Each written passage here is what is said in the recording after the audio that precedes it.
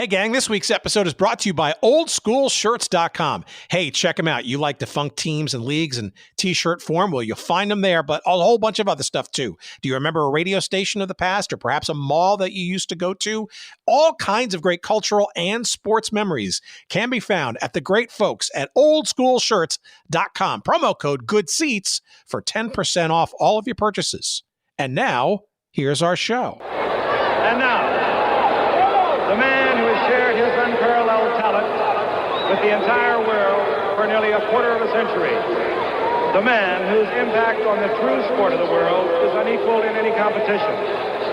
The man whose elegance, dignity, and love of fellow man has surpassed all international boundaries. And the man who risked so much to give all of us here in the United States a new and ongoing appreciation of the sport he so dearly loves. At the West Tunnel, Pelé.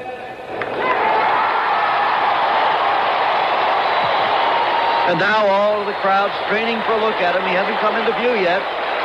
We can't see him from here. From every corner of this mammoth stadium. A magnificent place to view any sporting event. We're watching for Pelé. Where is he? The chant begins. Here he is. Wearing for the last time the number 10 that he has made world famous. Edson Arantes do Nascimento of Brazil and the Cosmos of New York and New Jersey. Coming to play for the last time. Did you ever think you would see a crowd like that for a soccer game in the United States? Well, he's the man that has caused it. Pelé, they chant. Pelé, Pelé.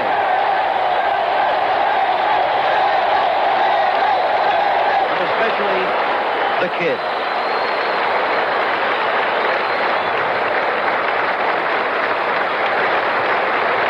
And now, ladies and gentlemen, I give you Pelé.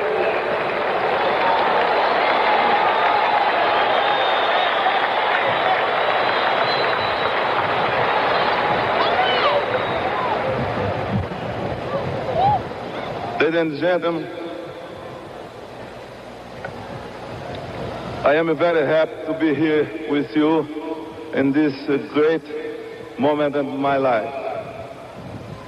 I want to thank you all, everything what you offered to me.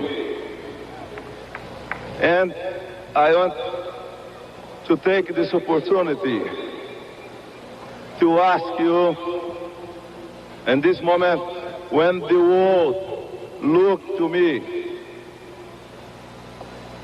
to take more attention to the young, the kids all over the world.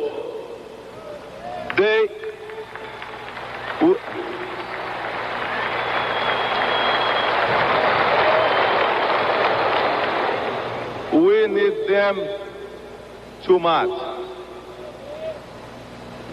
And I want to ask you, because I believe love is the more important and what we can take in life. Everything passes. Please say to me, say with me, 3 times. Love. Love. And love. Thank you very much. Muito obrigado.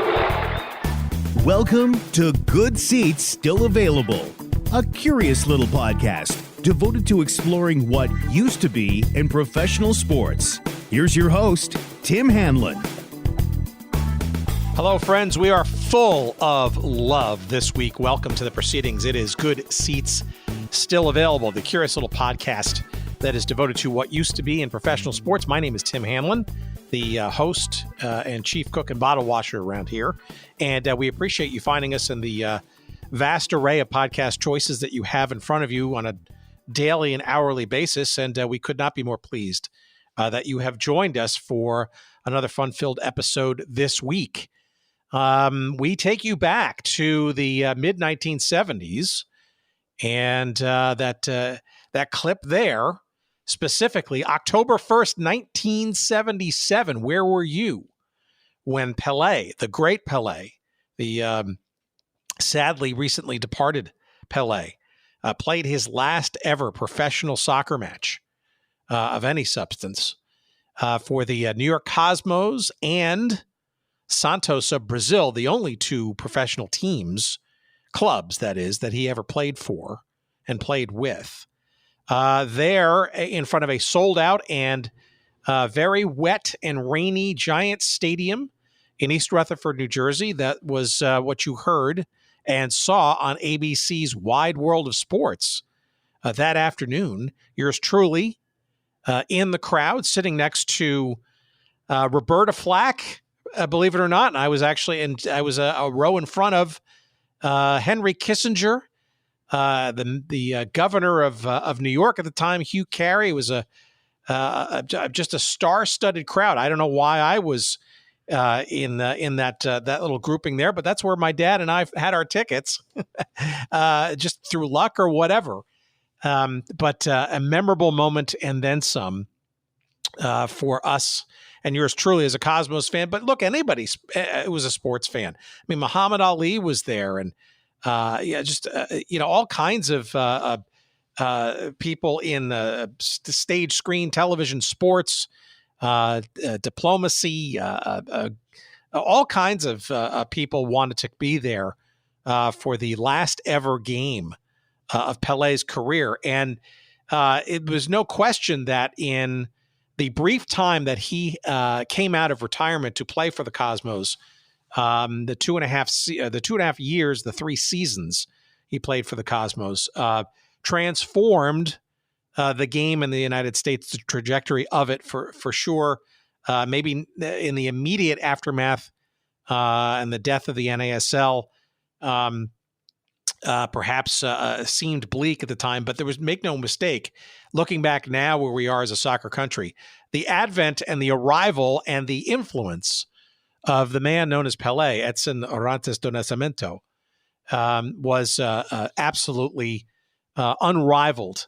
And for my money, the best player to ever play the game. And I will fight you on that. That is the topic of our conversation this week with our guest, Charles Cuttone, who would know all about the arrival of Pelé, because he was part of the Cosmos organization back in the day. And we get into some of the origin story of that.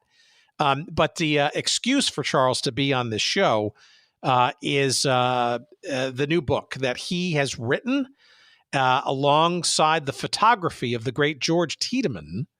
That name should be familiar to you old Sports Illustrated fans and fans of many sports, boxing and the North American Soccer League back in the day.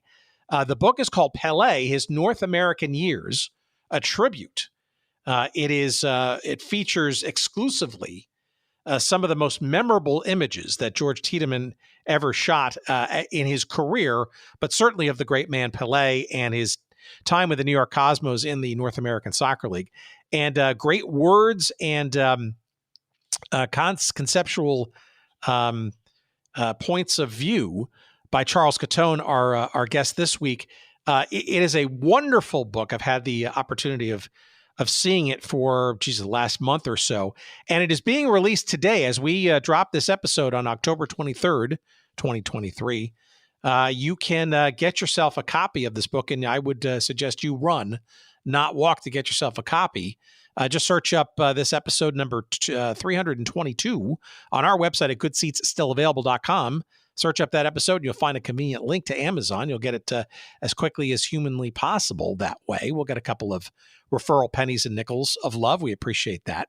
And if you are listening to us during this episode, as we drop it on October 23rd, and you happen to be in the New York City metropolitan area, at 3 o'clock this afternoon, you can go and get a copy of the book and meet Messrs. Tiedemann and Cuttone at the Pelé store in Times Square, where they will be signing books and regaling probably in some stories about it. So again, that's 3 o'clock this afternoon, October the 23rd, if you're in the New York area, at the Pelé store right there in Times Square. I don't know exactly the cross street, but you can't miss it because it's pretty easily found.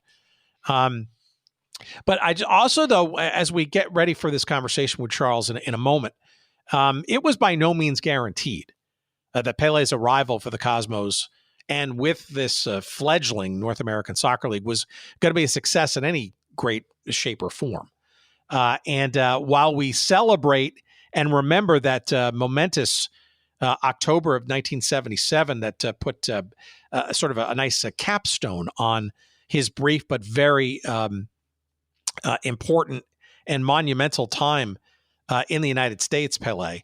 I actually take you back to a clip just before then, in 1975, when he first arrived, and he played his first ever game, an exhibition match with the Cosmos against the Dallas Tornado. And if you want to hear the story behind how that game came together so quickly after his amazing signing and shot across the bow of the sports world, you should listen to our episode with Kyle Rote Jr. that we had a number of years ago. That is a wonderfully amazing conversation that's chock full of information about all of that. But here's the way that first broadcast on CBS, that's June 15th of 1975, ended with it really puts it into context at that time as he arrived, just finished playing his first game, a 2-2 tie with the Dallas Tornado, an exhibition game.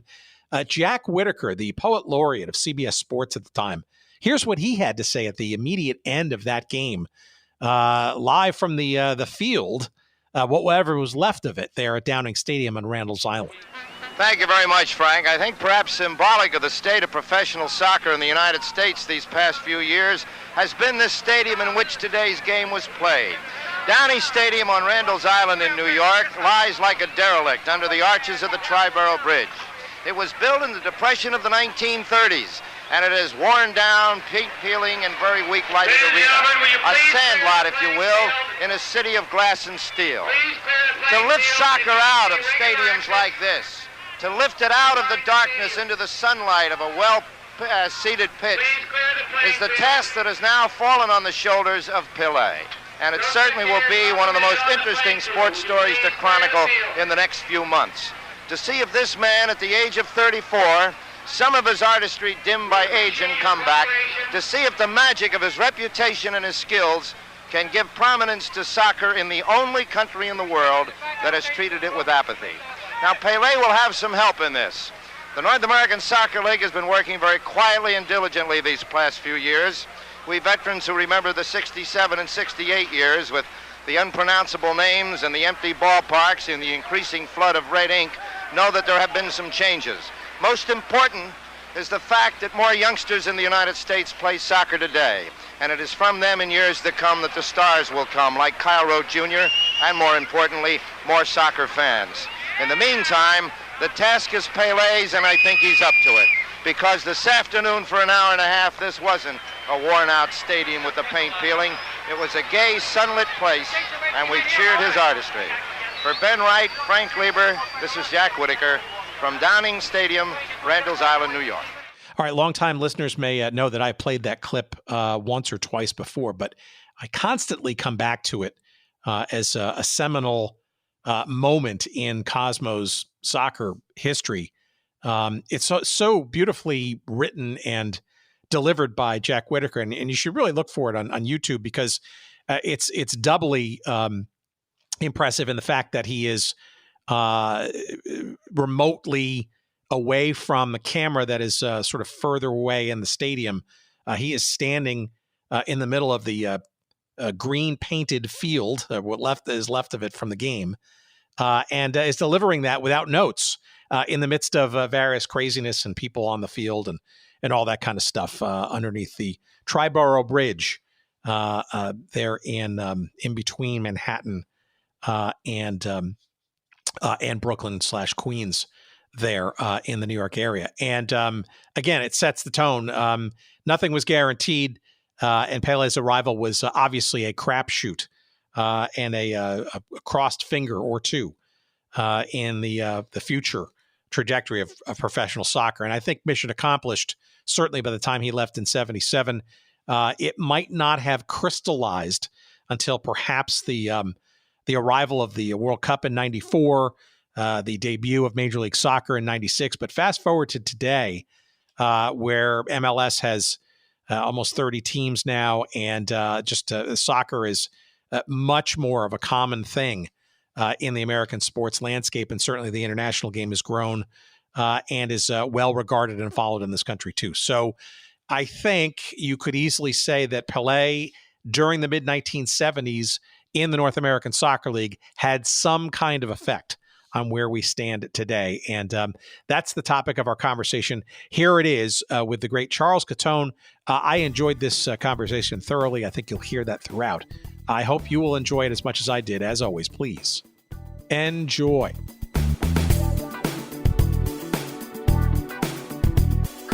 For our listeners, give us a little bit of background about you, because I know for a fact that you've been sort of a long time laborer in the world of quote unquote soccer journalism before that was even a thing.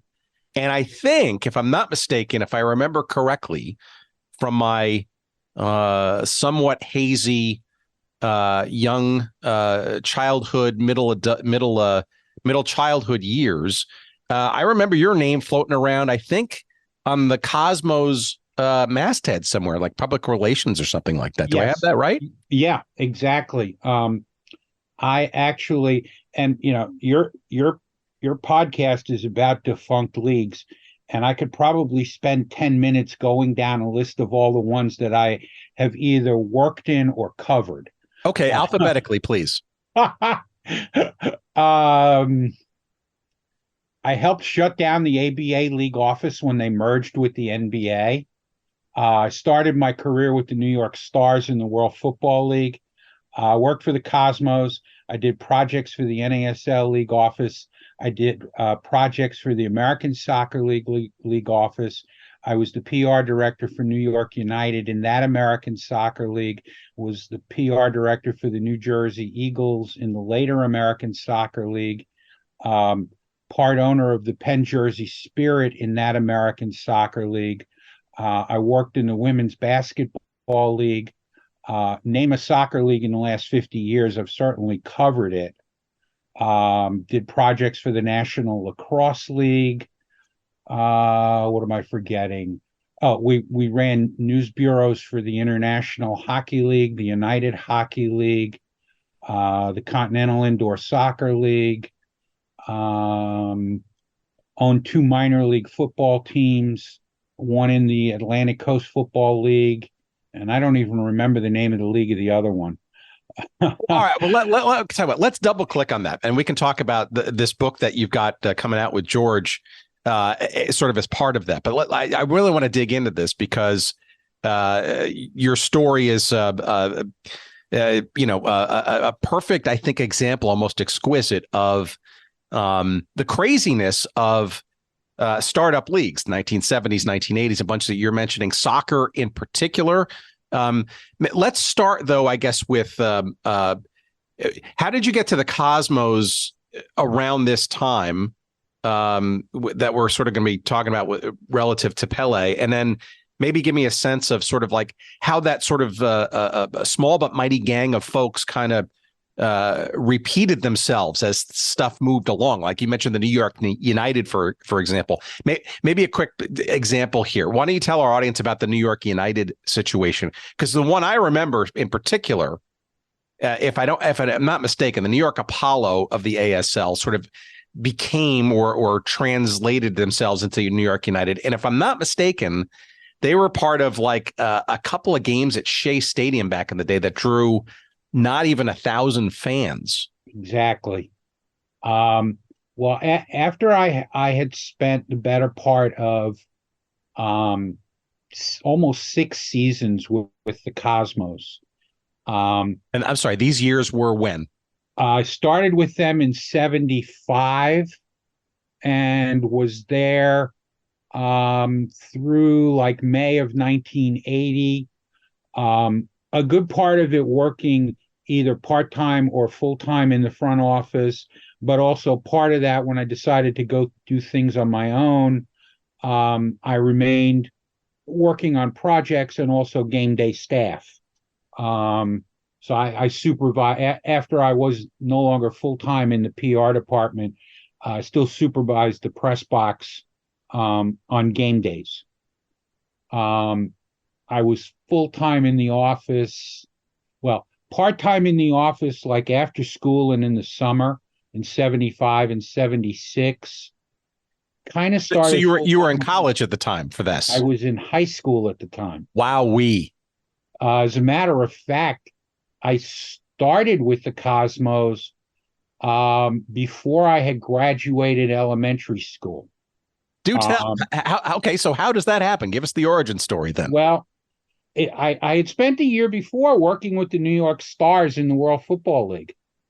And it was just one of these things that the way it really started was 10, 11 years old, myself and my schoolmates, we used to write to the sports teams and say, send us pictures, send us a sticker, send us, whatever souvenirs. And I got the bright idea that, hey, maybe you'll get better or more stuff if you show up at their offices. So I started going into Manhattan from Brooklyn when I was about 12 years old on the subway. What they would today call a stalker, but go ahead. Yeah. Well, you couldn't do it. You couldn't do that today with the security and stuff in the buildings where you have to have you have to have a meeting with someone and you need a security pass. You couldn't just roll up and walk into the NBA office like I used to. But I started doing that. Most of the people at the offices were friendly, and I actually became friends with quite a few of them.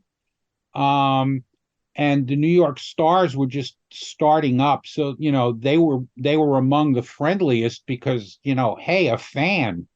And when school ended that summer, I said, hey, I'm looking for a summer job, something to do, and they hired me. I was mostly getting tips from the coaches for going to pick up their lunch and stuff like that. But after that first season there, I was made aware of the Cosmos because we shared Downing Stadium. And so the following year, pretty much the same thing. Walked into the Cosmos office and said, I'm looking for an after-school job and in the summer. And John O'Reilly, who was the team PR director, hired me. Got paid a couple bucks an hour, whatever it was, minimum wage. And did whatever they asked me to do. Well, that required a whole bunch of chutzpah, right? I mean, so I'm guessing you had some kind of inclination for English, writing, sports interest, or the sport of soccer generally. Soccer, I was absolutely clueless at the time. I barely knew that it existed, but just sports. So it was just, it was something different. It was interesting. And frankly, they were the ones that were willing to take a chance on a 13-year-old. Okay, so let's start. So 74 is the New York Stars, right? Yeah. So Downing Stadium. Okay, well, we'll get to that in a second. Describe to me what you remember.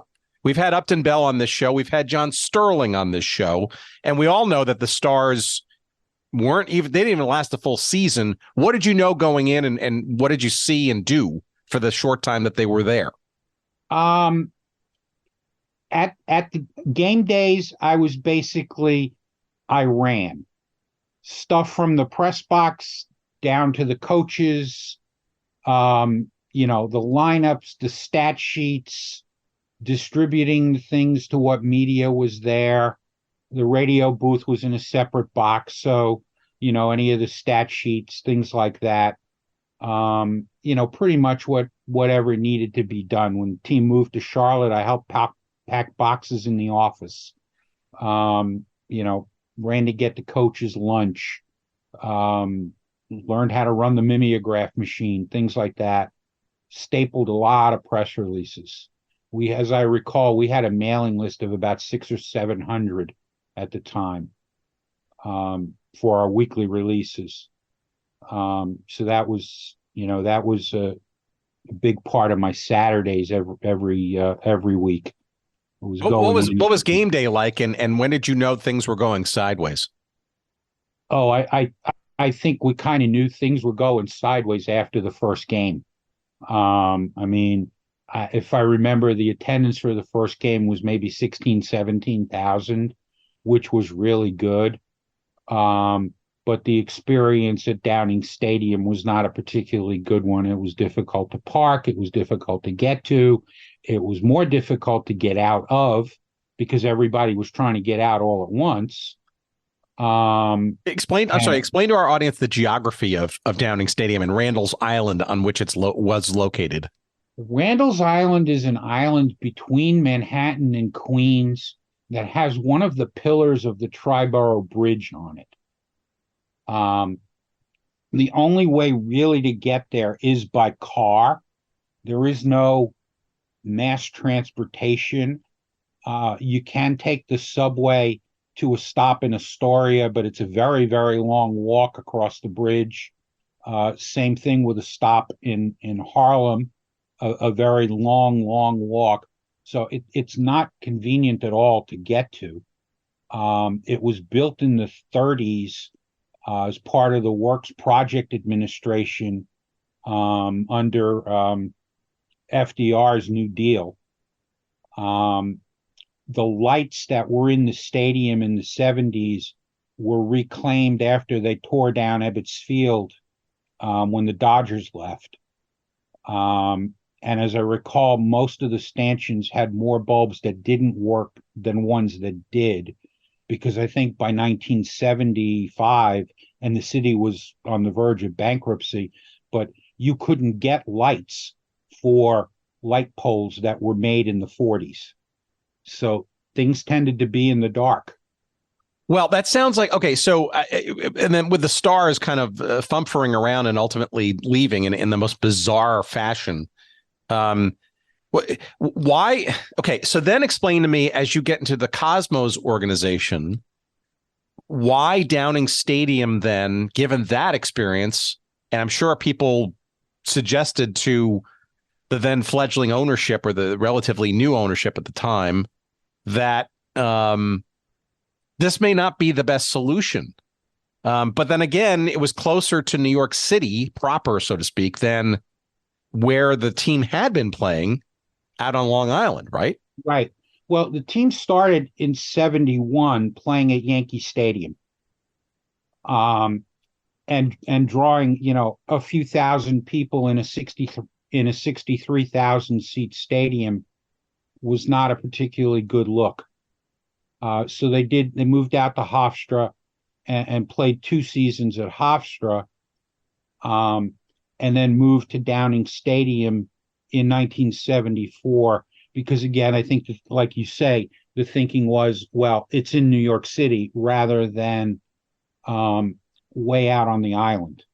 And I think the thinking at that point was already, I mean, Clive Toye tells the story that, he knew in 1971 he wanted to sign Pelé.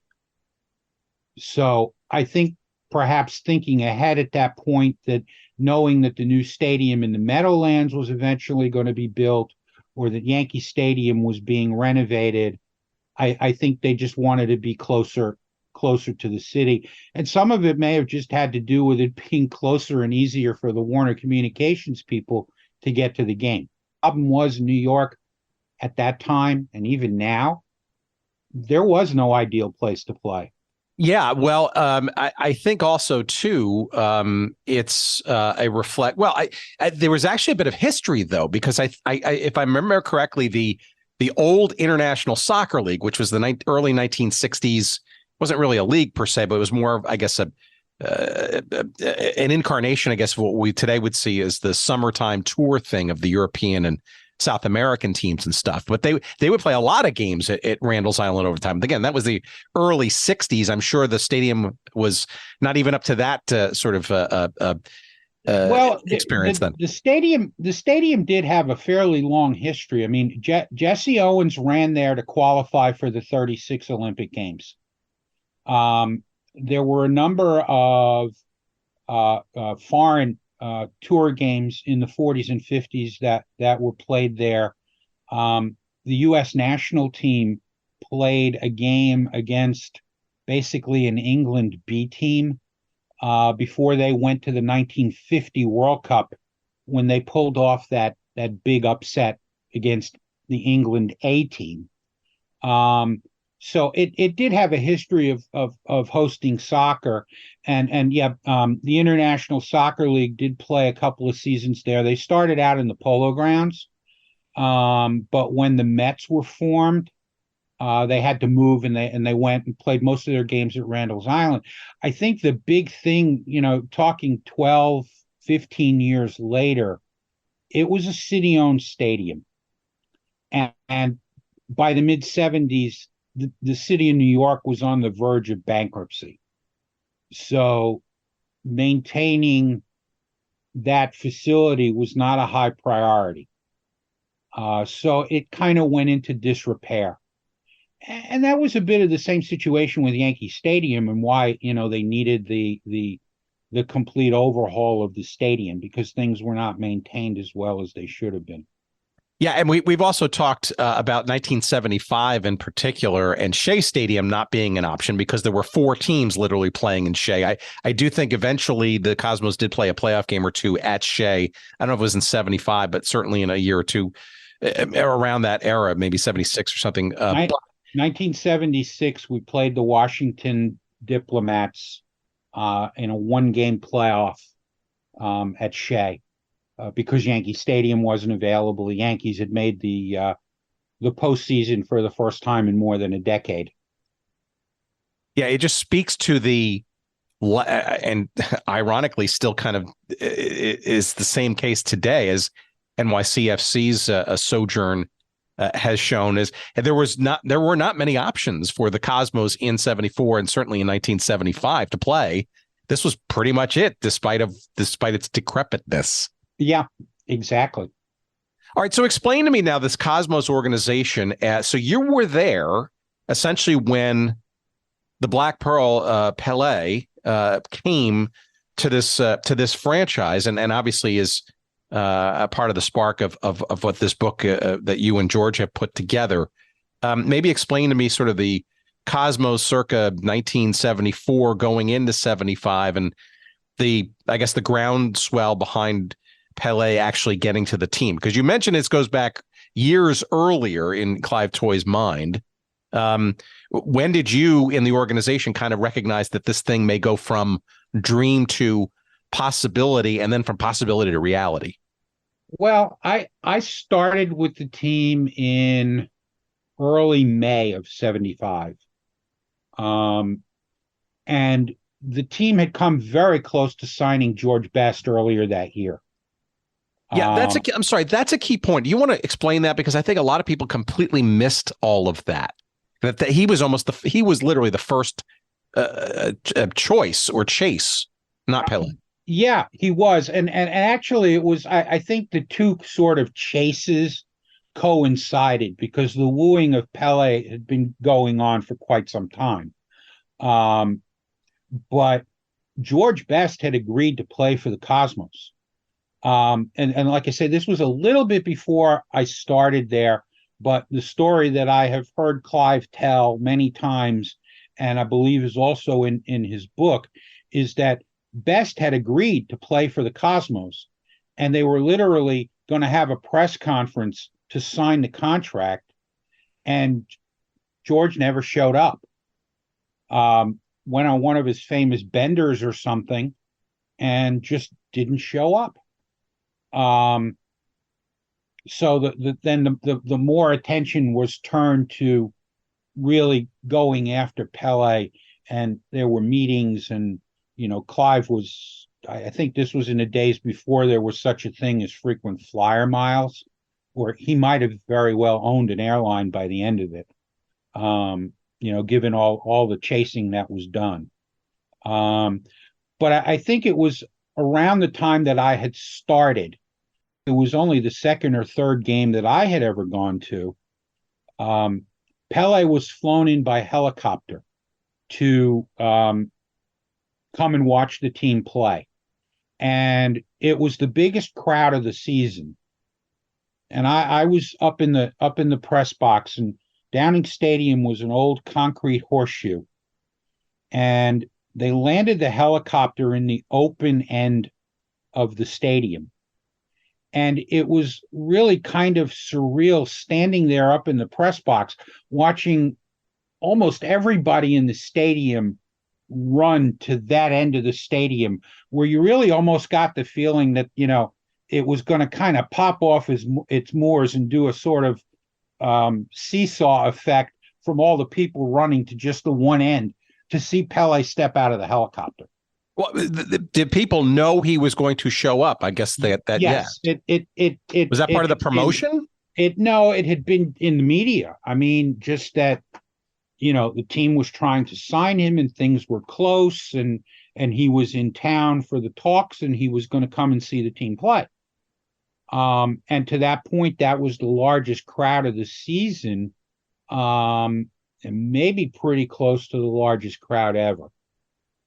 And what happened? Did he get out? Was he swamped? What happened? Oh no, he wasn't. I don't recall him being swamped, because it was security and that was kind of prepared for it, and he made his way to a seat in the stands, and watched the game.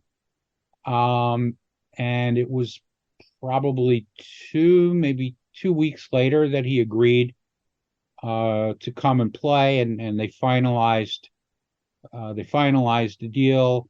There was a press conference at the famous Club 21 in New York, which had been a Prohibition era speakeasy. And you were there. You were there for that mayhem, yes?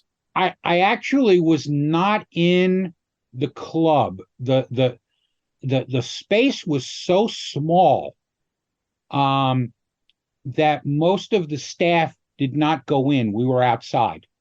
We were outside the building because there were just so much media. There was a brawl started among photographers in there. It was so crowded.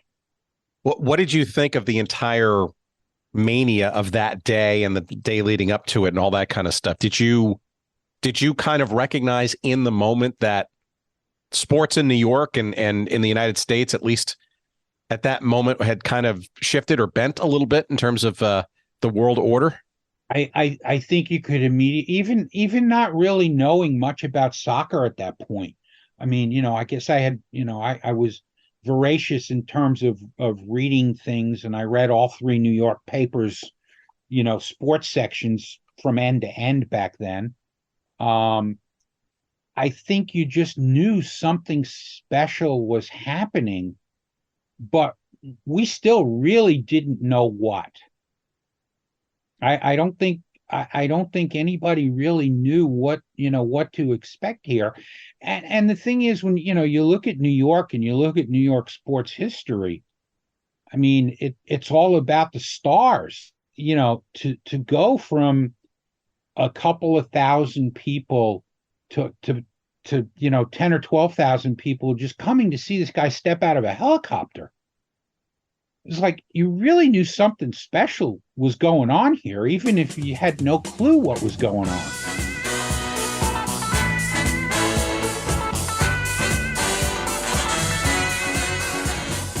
All right, let me talk to you about DraftKings Sportsbook. Hey, NBA fans, the wait is over. Basketball is back, and DraftKings Sportsbook, an official sports betting partner of the NBA, is celebrating with an unbeatable offer. New customers can score $200 instantly in bonus bets for throwing down $5 on the NBA. Win or lose, it doesn't matter. You'll start the season with an instant dub. And with DraftKings parlays, everyone's got a shot at even bigger basketball wins. String together multiple bets from the same game or build your parlay across multiple games for a shot at making your payday even sweeter. Basketball's more fun when you're in on the action. Download the DraftKings Sportsbook app now and use code GOODSEATS. New customers can get $200 in bonus bets instantly for betting just $5. Only on DraftKings Sportsbook with that code GOODSEATS. DraftKings Sportsbook. The crown is yours. Gambling problem? Call 1-800-GAMBLER or visit www.1800gambler.net. In New York, call 877-8-HOPE-NY or text HOPE-NY 467-369. In Connecticut, help is available for problem gambling by calling 888-789-7777 or visiting ccpg.org. Please play responsibly. On behalf of Boot Hill Casino and Resort, Kansas. Licensee partner, Golden Nugget, Lake Charles, Louisiana. 21 and over age varies by jurisdiction. Void in Ontario. Bonus bets expire 168 hours after issuance. See sportsbook.draftkings.com/basketball for eligibility and deposit restrictions, terms, and responsible gaming resources. And now back to our conversation.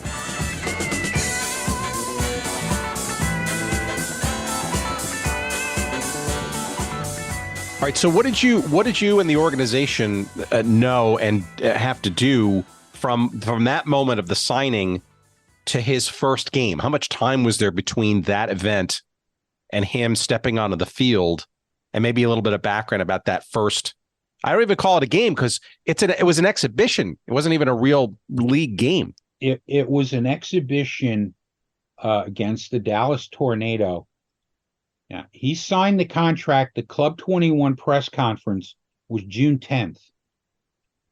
And the Cosmos had a road game against the Philadelphia Atoms that night in Philadelphia at Veterans Stadium.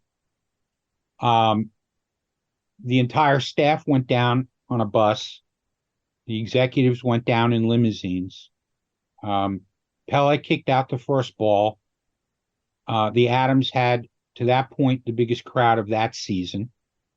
Again, there may have been some thought that he was going to play that night, but I don't think that was ever really a possibility, that, he was going to go from signing his contract to getting in a car and going 2 hours to Philadelphia and run out on the field. He kicked out the first ball. And then his first game was June 15th, 5 days later. So it was like a Tuesday to Sunday thing. To give you a sense, the Cosmos offices at the time were at 101 Park Avenue, which was 40th Street, just south of Grand Central Station. Second floor, overlooking Park Avenue, but the office was literally 4 rooms. Clive Toye had his own office. John O'Reilly had his own office. He was the team's public relations and promotions director. Gordon Bradley had a very small office.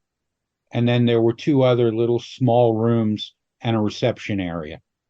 I don't know what the square footage of it was, but it wasn't very big. And the staff wasn't but maybe 6 or 7 people. The team never had a marketing director before then. And they hired a marketing director who sat on the couch in the reception area, and we ran a phone extension that sat on the coffee table. And that's where he worked from, because there was no space in the offices. And when did that change? When did 75 Rockefeller Plaza come along? In that off season. Moving on up, like the Jefferson song was. It was. It was a big move to move into that building, which was where all of Warner Communications' other companies were. We moved in, I believe it was the 4th floor.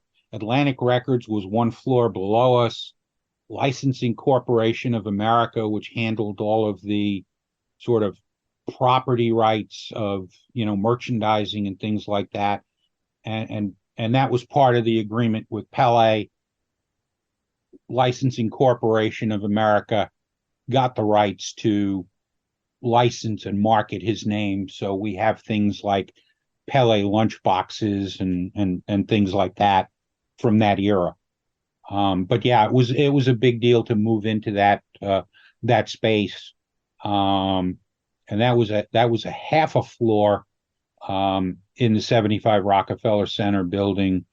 And then by the end of the 77 season, they added a ticket office in the basement.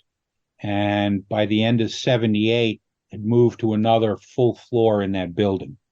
Yeah. So for those who are not sort of native New Yorkers, 75 Rockefeller Plaza, literally right across the street from the skating rink, and it's all sort of, and obviously NBC is like a stone's throw there from there, and the dynamic there, right? I mean, you're describing essentially both physically as well as I guess psychically.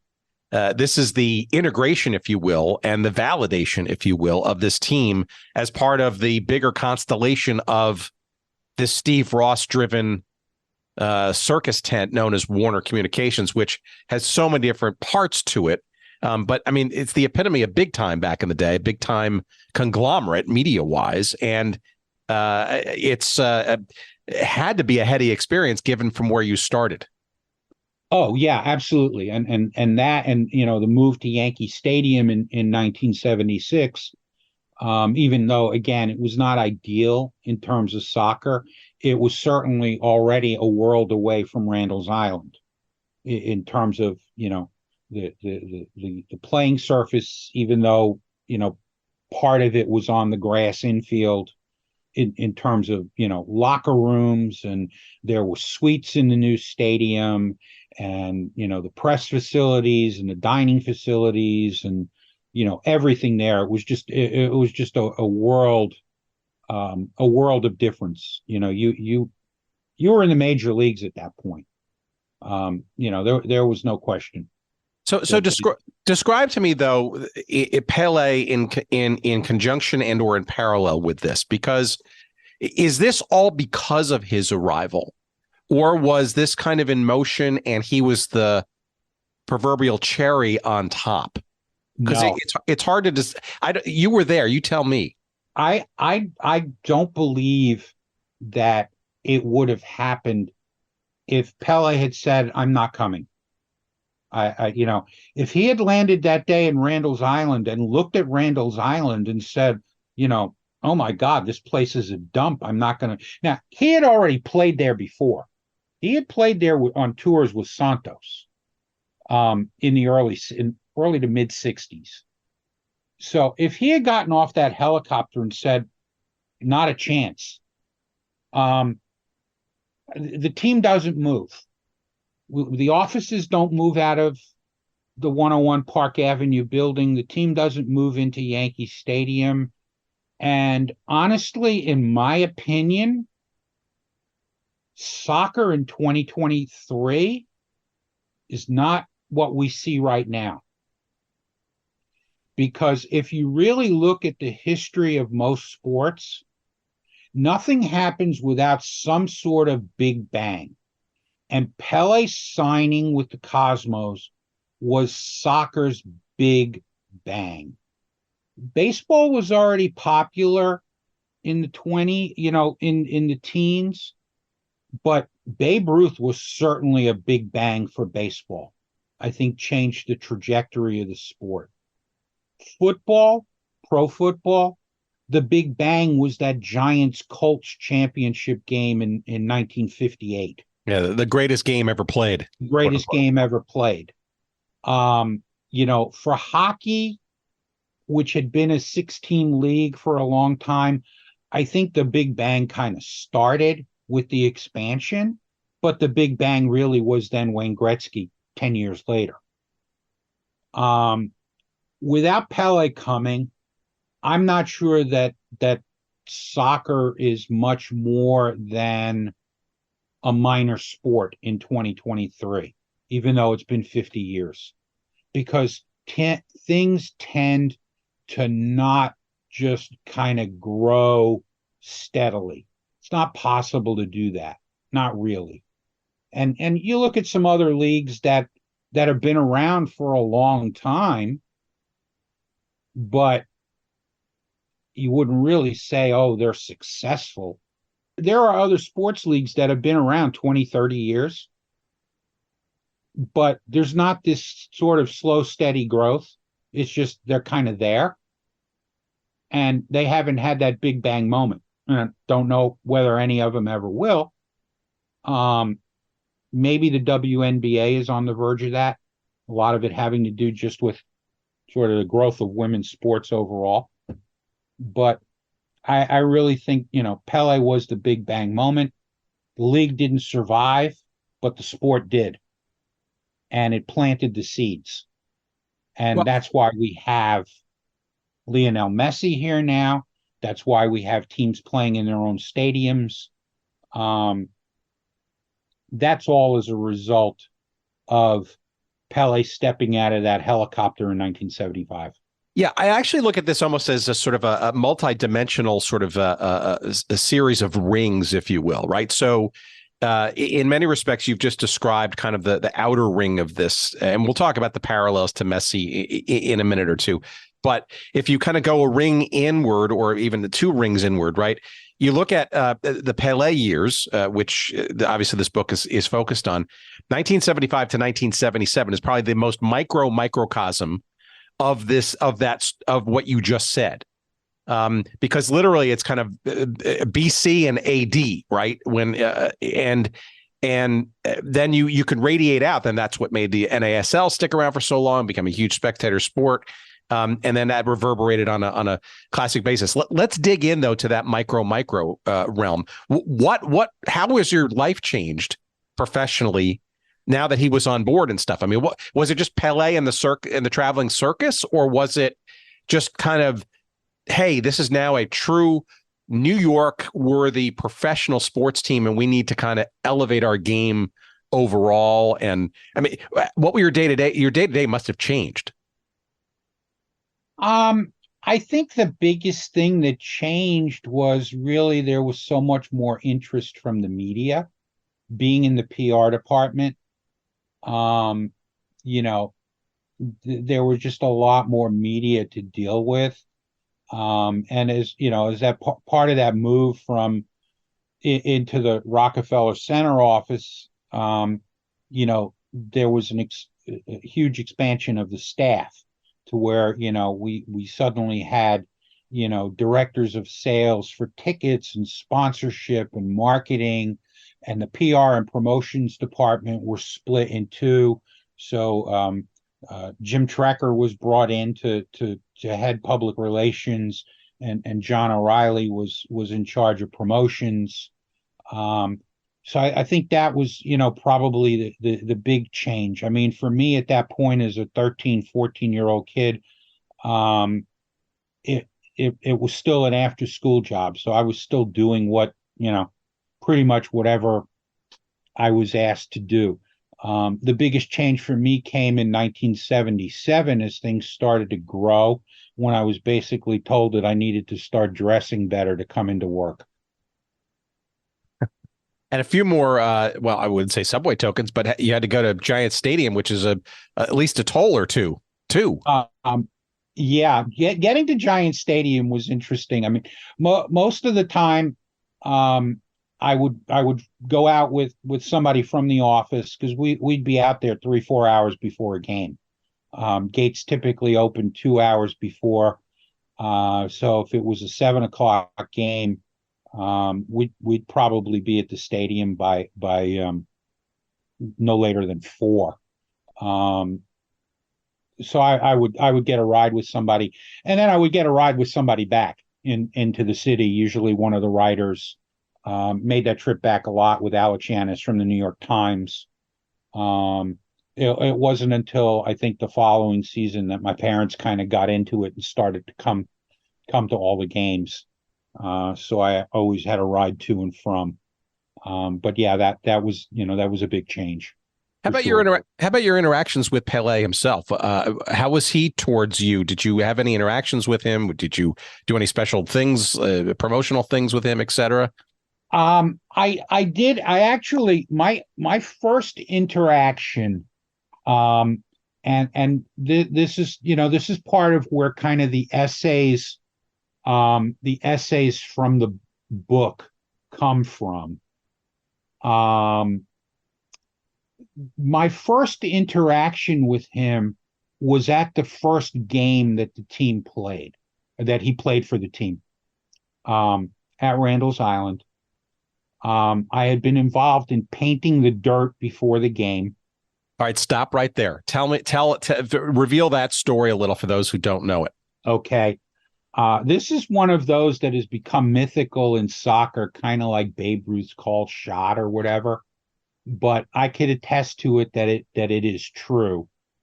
Randall's Island, the field was such a mess, mostly dirt. The decision was made because the game was going to be broadcast on CBS live on a Sunday afternoon to paint the dirt green. So we got to the stadium about 10 o'clock that morning. I believe it was a 2:30 game.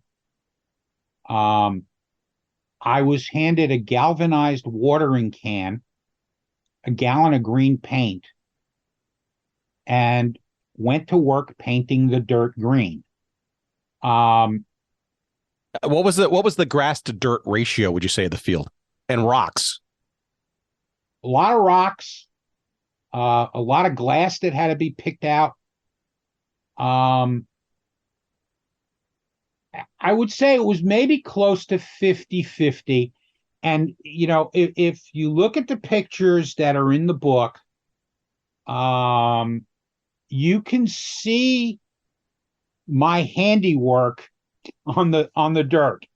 And it wasn't just me, but you could see the places clearly where it's obviously dirt that has been painted green.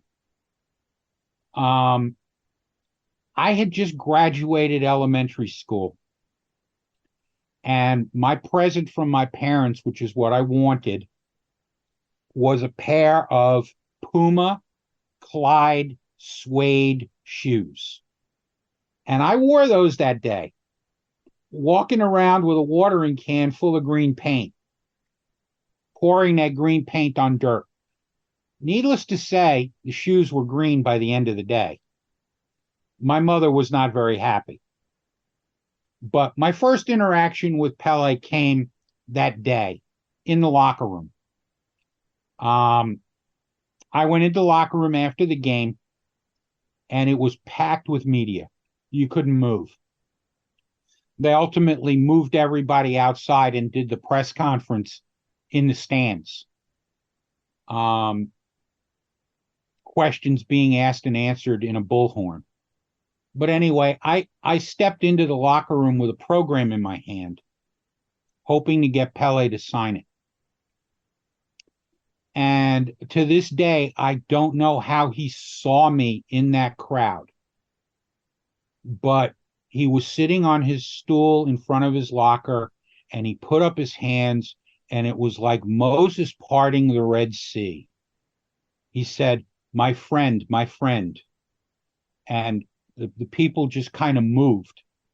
And I came up and handed him the program, and he signed it for me. And that was the first time that I had met him. He would be in the office during the off season, and he actually had an office in the Warner building. So I did get to know him that way. And just, the thing about Pelé, and I think anybody who's ever met him to their dying day will never forget when and how they met him, because that's just how he was. He treated everybody,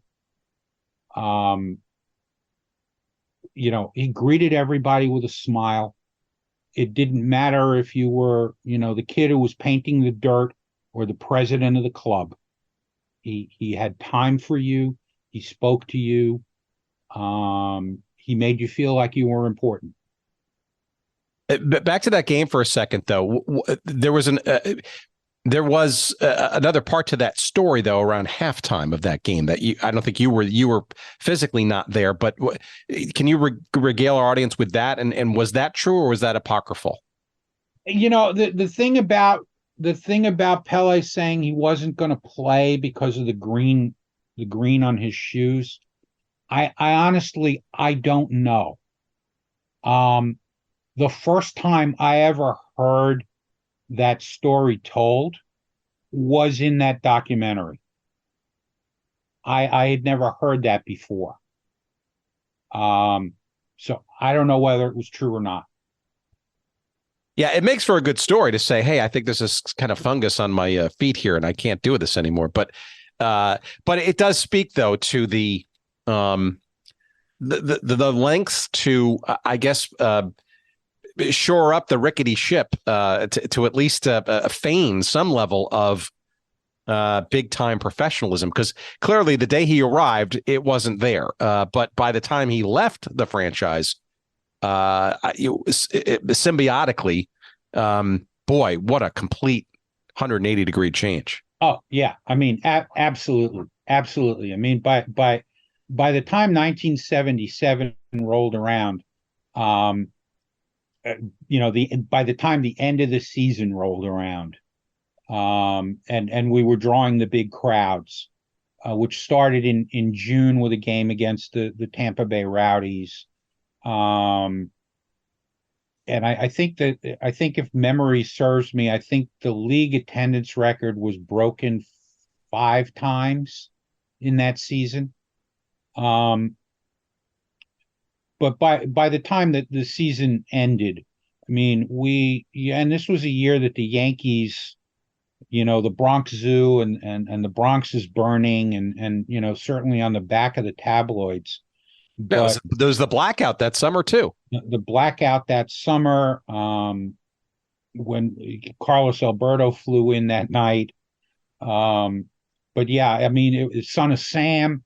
I mean, there was so much going on, and the week that we won the conference championship to qualify for the Soccer Bowl was the same week that Elvis Presley died. And Elvis was the biggest thing on the front page of the tabloids, and we were the biggest thing on the back page of the tabloids. The Yankees had been pushed to inside pages. Yeah, it was insanity, and I was a kid at the time in the New York metropolitan area, and it's really hard to describe it. And the documentary and some other memories and stuff. We had a bunch of people on the show kind of talking about that, but it's flabbergasting to me. I mean, just 3 seasons and his arrival as part of that or because of all of that, right? Downing Stadium, painting the field green and picking out rocks and glass, to a brand new Yankee Stadium with some new names and some more buzz and some bigger crowds, but yet still not sort of in a truly soccer friendly stadium, and still, having to deal with the Yankees schedule and all that kind of stuff. And then this gigantic gleaming new stadium with 77,000 plus seats. And by the end of that season, that first season, selling it out on multiple occasions, including a gigantic playoff game in August of 77 that just was not only record breaking, but groundbreaking on so many levels. And then to win the championship and his final game, or partially final game, a couple of weeks after that. I mean, you could not have scripted something so dramatic in such a short but potent period of time. Yeah, you would have you wouldn't think that. I mean, the best script writers that Warner Brothers had on their payroll at the time probably couldn't have written that script. And I think for me that was a big reason why this book that I've done with George Tiedemann really came about, because it's mostly a photographic book. George was there pretty much from the get-go. The first day at in Philadelphia, actually kicking out the first ball for the Adams game right through. And so the photos that we picked in the book, in the 4 chapters, the first one covering that first game, and you can see in the pictures, if you look, you can see that the dirt has been painted. And then into the second chapter about growing the game, you can see in the pictures again the brand new Yankee Stadium, but still not a perfect thing. There are a lot of pictures on the dirt infield, clouds of dust being kicked up when the ball is kicked, some swaths of empty blue seats. But still, you can see it's a major update from, chapter 1 to chapter 2. And that brings us into the Yankee State or the Giant Stadium move. And again, you can start seeing, early games in the season, to that Rowdies game in June when we had 62,000, and then finally, filling the stadium. And it was just, it was an incredible experience. It's a story that's never been told in this way before. There were a couple of books that came out at the time about Pelé's arrival here. And if I'm not mistaken, they didn't go through the 77 season. It was actually after the first or second season that the books came out. And then it's covered in his various biographies, but nothing like this. I mean, George's photographs are spectacular.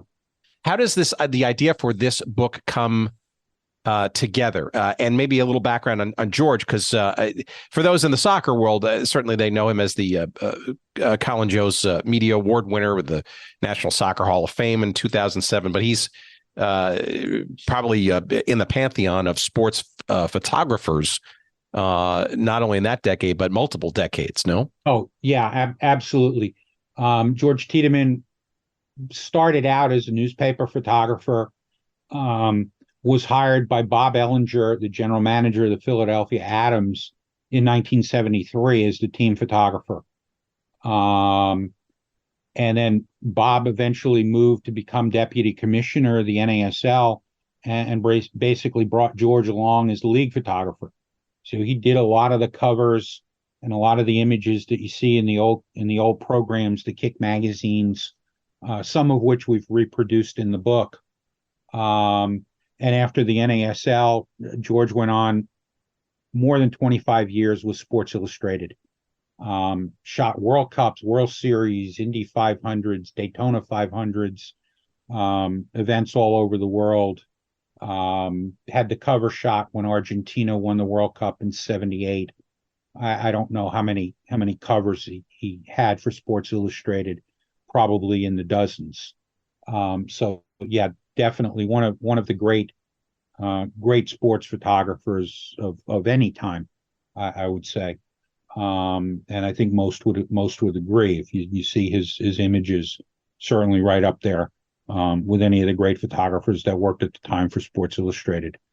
So how did this book to come together, and what took so long, and was his work that I guess it sounds like it was voluminous enough? He wasn't like the exclusive photographer of Pelé and Warner Communications, was he? I mean, no, actually he wasn't the team photographer. He was working for the league most of the time. But he was at all the key moments. And how the book came about, it's really kind of a roundabout thing.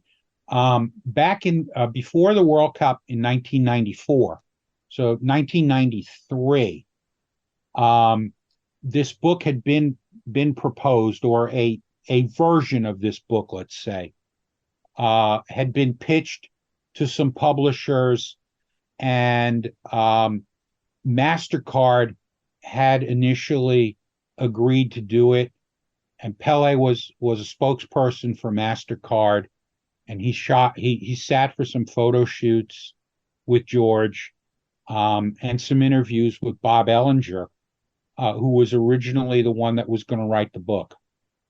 And in the world of corporate sponsorship, not sure exactly what happened, but the book never got done. Nikon did an exhibit during the World Cup of George's photos from this era. I was down at the South Street Seaport in New York during the World Cup. A lot of the images that are in the book were in that exhibit at the South Street Seaport during the World Cup. After Pelé passed away in December, George had been trying to find somebody to publish the book, and he reached out to me to ask me if I would write the text. And to me, that's akin to, getting a phone call from Gershwin asking you, to write the lyrics to a musical about Mozart. I mean, a photography book by George Tiedemann about Pelé. There was no way I could say, no. I mean, it just was, something that I felt I had to do. And when the discussions with bigger publishers didn't pan out, I said to George, we've published 5 books on our own. We did 5 editions of the North American Soccer Guide. We'll publish it. And so the wheels kind of started turning and went in motion there. Worked out the framework of the book. Got a helping hand from the Pelé Foundation in kind of putting it all together. And here we are. Well, Pelé, his North American years will be out in October. Yeah. So it's almost kind of like full circle for you, though, right? Professionally, because, I mean, we go back. I mean, a lot of your earliest professional memories were in the embryonic years of that team, spurred on by his arrival around the time you were there. Oh yeah, absolutely. I mean certainly, and I've done so many things in my career, and it, I've been involved in other sports as well, and I've covered the World Series and I've covered the Super Bowl. I spent the summer working in the National League office, baseball. Was actually splitting duty between the National League and the Cosmos in 1976. And, I've had other opportunities to be involved in other sports. But I always kind of came back to soccer. And it was not really like a Michael Corleone thing. The more I tried to get out, the more they pulled me back in. It was more of, this was really where my heart was.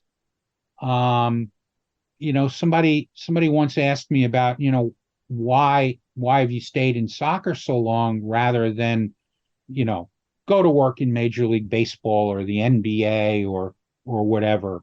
And my feeling was basically soccer was a place I could make a difference in the sport, in whatever little way.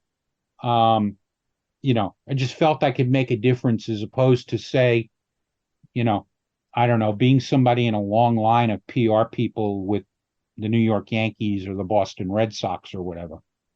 And that's why I always came back to the game.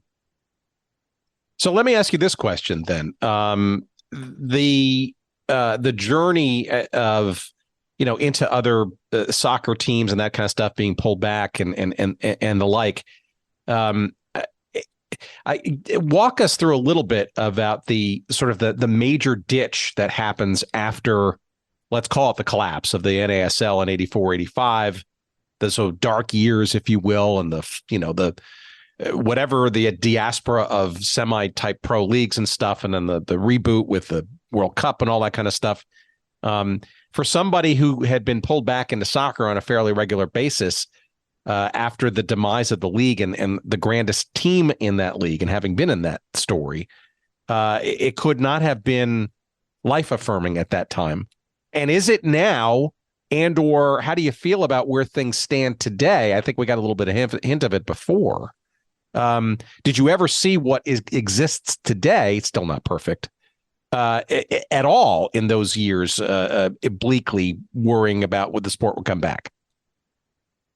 I think, if you look at where things were by 1988, when the American Soccer League started off, and I had been involved with a group earlier that was trying to start a league, and it eventually morphed into what became that American Soccer League. And I was hired by the New Jersey team as the PR director. Dom Flora was the team general manager, and Clive Toy was the president and one of the owners.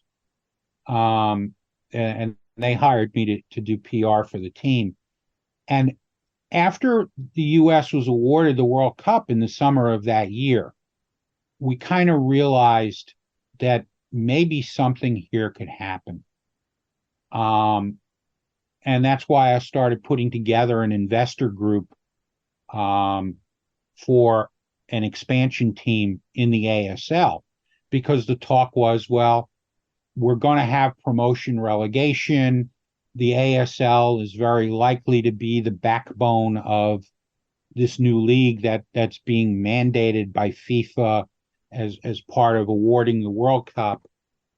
The problem was, at that point, you couldn't really see investors with deep pockets who had that same vision. I remember some of my partners talking about, oh, we're like the guys in the Hupmobile dealership when the NFL started. And I reminded them that, yeah, that was 1920, and it was really 1970s before NFL teams were really worth much. It was a long time and multi-generational. But I think we had an inkling that something could happen, because to look at the past, you could see the future. It's not like we were starting completely over, because this big bang had already occurred and the seeds were there. You now were no longer looking at soccer as being almost strictly an ethnic sport. While, yes, the guys like Tony Meola and Tab Ramos and John Harkes that went on to play in the national team came out of maybe ethnic enclaves like Kearney, New Jersey, it wasn't the same, because they grew up watching the Cosmos. So they grew up knowing, hey, we can play in a big stadium, not on these dirt fields. We can draw big crowds, not, the 50 or 100 friends who come to the Sunday league games. So I think the inkling was there, but it took until after the World Cup for somebody like Alan Rothenberg to really start convincing investors that, yeah, this could be a major sport. But if 1977 doesn't happen, 1994 doesn't happen. And if 1994 doesn't happen, you and I are probably not having this conversation. That's a pretty stunning statement, and it's hard to dispute it. Look, I mean, you and to some extent George and I guess some of the other folks that you've mentioned and or were colleagues with over the time, colleagues with during these times. Do you consider yourselves or yourself a keeper of the flame, so to speak? Because I would argue that despite those major moments, right, those don't just happen by themselves. There has to be some, if you will, cosmic events that sort of come together to make those happen. But the people who are chipping at the flint, right, in between those periods of time, those situations, those big bangs, if you will, are people like yourselves, right, who still believe, who move along, keep whatever is around alive, keep that spirit sort of going, so that there will be another opportunity for some bigger flames and some more a bigger platforms to come. Did you ever fancy yourself as something approaching that? I don't know that I ever really kind of look at it that way, but yeah, I mean, I've been told by other people just that, a sort of keeper of the flame. I mean, even people that have been involved in MLS and knew what I was doing, in those in between years have said things to me about, us keeping the sport alive in those sort of fallow years. I guess in some way I was a part of that. And now I kind of look more, I'm going on almost 50 years in sports. I like to say I'm now semi-retired. Although a friend of mine says you're either retired or you're not. I'm trying to keep the history of the game in the forefront, because I think it is too easy to say, oh, soccer started 27 years ago, or 29 years ago when the World Cup was here, or Messi has this big, huge influence. Messi coming is changing the trajectory of MLS. I think it will remain to be seen exactly how big that change is. I don't think you can go by 2 months what the change is going to be. But the thing is okay, to say, oh, huge crowds. Well, Atlanta United, broke the Cosmos season attendance record a couple of years ago.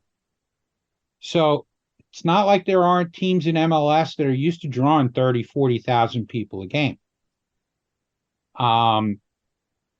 Teams are now worth $500 million to $1 billion. So it's not like it's a huge, the same kind of huge boost, I think, that Pelé brought, because there weren't crowds that size. There weren't teams that had their own stadium. Heck, we didn't even have our own grass in the stadium. We had to paint it.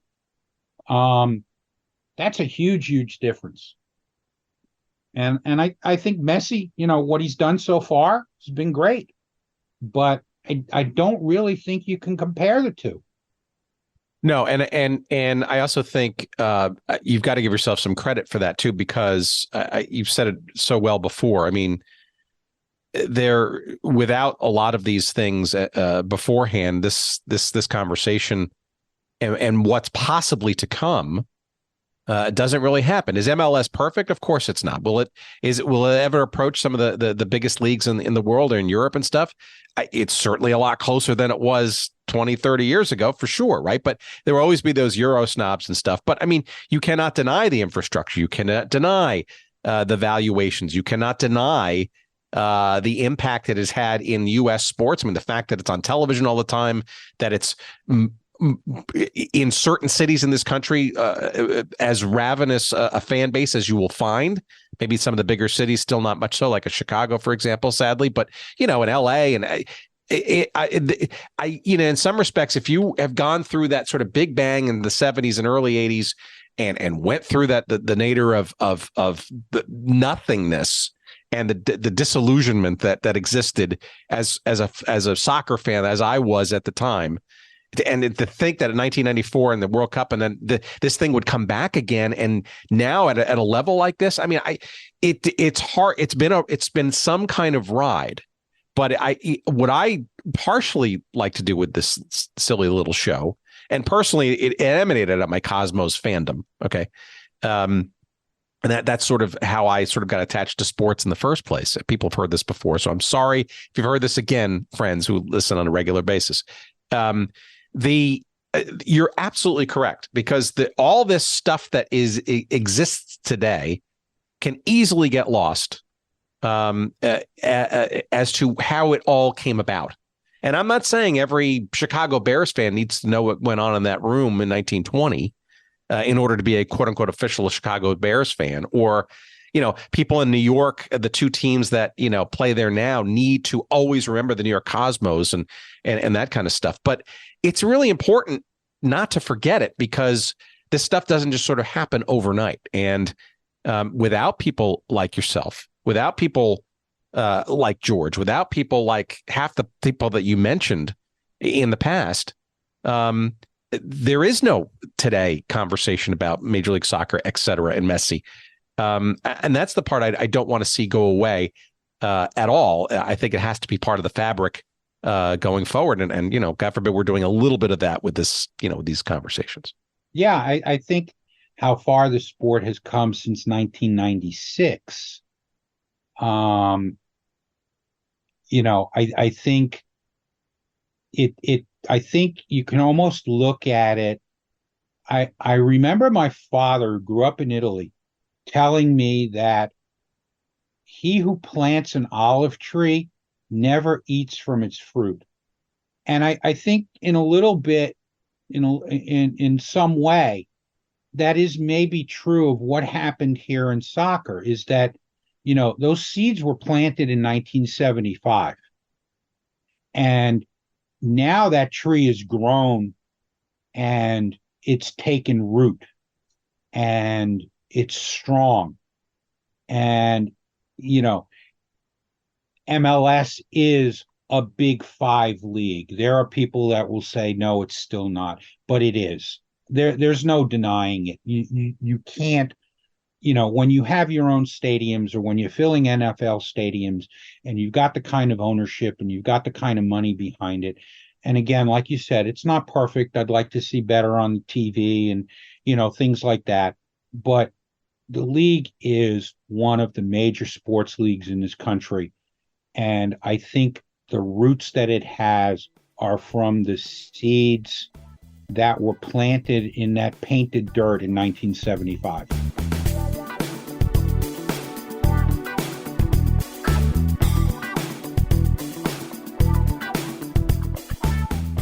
All right, our thanks to Charles. And let's see now. The book is called Pelé, His North American Years, a Tribute. And again, it features the writing of Charles Cuttone, our guest this week, and the amazing photography of George Tiedemann. And it literally is a blow-by-blow sort of encapsulation of Pelé's time with the New York Cosmos during the mid-1970s. It is a keepsake, a wonderful throwback. You will enjoy it. And if you are listening to this episode, the day this episode drops, the 23rd of October, 2023, and you happen to be in the New York City metropolitan area, and it's still relatively early in the day, get yourself over to the Pelé store in Times Square, why don't you? Because at 3 o'clock this afternoon, the 23rd, Charles will be there and George will be there, and then the official launch of the book will be happening. I believe they're also launching the book at the other Pelé stores in the United States as well, in Miami, in Orlando, and I believe one also in Anaheim, California. So if you get a chance, go over, tell them that you heard us here on this this great little show of ours, and I'm sure he'll be happy to sign, and George will be happy to sign the book in thanks for coming on by and helping that book get out there. You can also order it, of course, online wherever good books are found. But if you'd like to do us a favor and help support our little show here, by all means, go to our website at goodseatsstillavailable.com. Search up this episode number 322 with Charles Cuttone, and you will find a convenient couple of links there to the book. You will be taken to Amazon very conveniently, and we'll get a couple of referral dimes or nickels of love. We appreciate that very much. That helps. Goes to our coffer to keep our lights on. And again, it's called Pelé, His North American Years, a Tribute, co-authored, if you will, by photographer extraordinaire George Tiedemann and author extraordinaire Charles Cuttone. It is published by Sports View Interactive. And again, our thanks to Charles for reliving some of that. And as you probably heard, a few little elements in there. Charles has got a really interesting background and is probably very well suited for a show like this. And Lord knows we've got some other things to explore with him, I think, in the realms of not only soccer, but the Women's Basketball League and the ABA and the National Lacrosse League, and even the thing called the Super Soccer League. I'll let you look that up because that's certainly an episode we've got very much in the back of our minds. Our thanks to Charles. Our thanks to you for listening, of course. You can follow Charles on the various social media. You'll find a Facebook page devoted to the book, and you can also follow him on the X/Twitter monstrosity that is at CC, the letter C, Sports, at CC Sports. While you're online, follow us on Twitter/X. We're at Good Seats Still. On Instagram and Threads, and where else? On Facebook, you'll find us also at Good Seats Still Available. Our email address is hello@goodseatsstillavailable.com. And our thanks, of course, to Jerry Payne, the great Jerry Payne, audio excellence, licking his wounds, if you will, the abrupt departure of the Atlanta Braves. But I guess the only solace in that is that just about every team that had 100 wins or more also bowed out early. So I don't know, maybe it was something in the water this year. Don't take it personally, Jerry. And our thanks to you for listening. We appreciate it. Tell your friends, rate us, review us, do whatever you need to do. That's how we get the word out there. We appreciate your listenership, as always. Until next week, take care of yourselves, everybody, okay? Be safe.